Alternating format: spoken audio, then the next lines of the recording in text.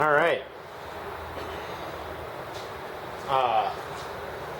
Well, we already did a brief tour of inside the generator box and rewiring that. So it's time to start the ET1. It is hooked up on generator number 1. I have batteries on the other end of the wiring harness. So the wiring harness here, the batteries on the other end. I have checked it for spark. We will turn the spark on. It's got fuel in it, and I oiled it up, and I haven't touched the needle since it ran the other day. So with luck, it's just going to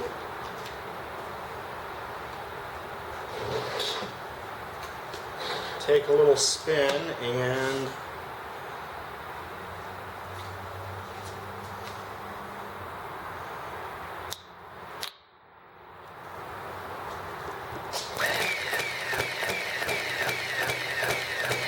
alright, now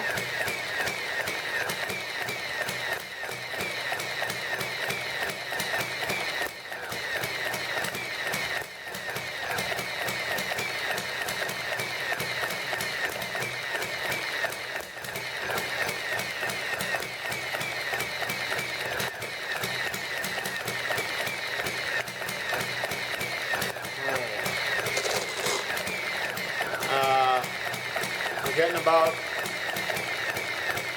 8 volts there. So we'll give that a minute to warm up and then see about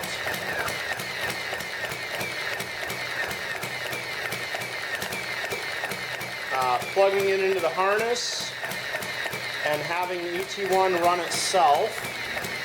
And then once it's running itself, I will get the other engines started and see if we can run them all off of the ET1.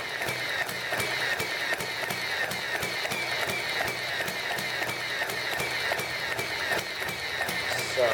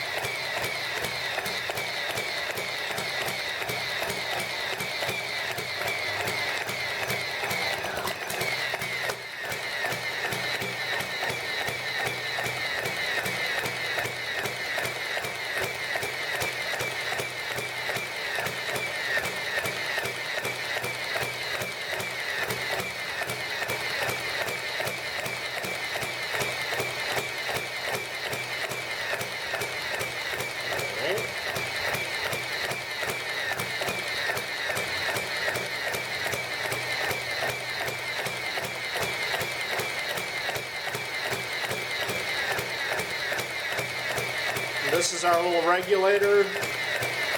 It's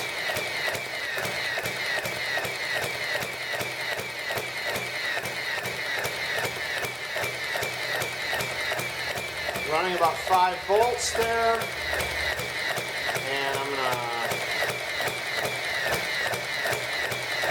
plug it into the harness.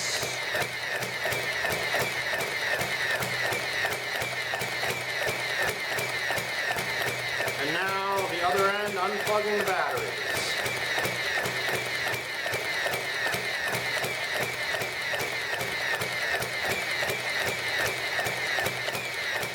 Alright, that is the ET1 running the generator and powering itself. So,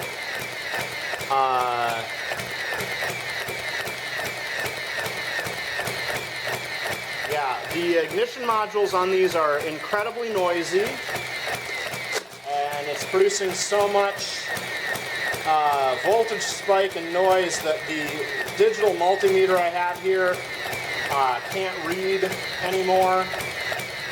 So I'm just gonna shut that off, or rather not worry about reading it. and we will try to start the rest of the engines now that we have power.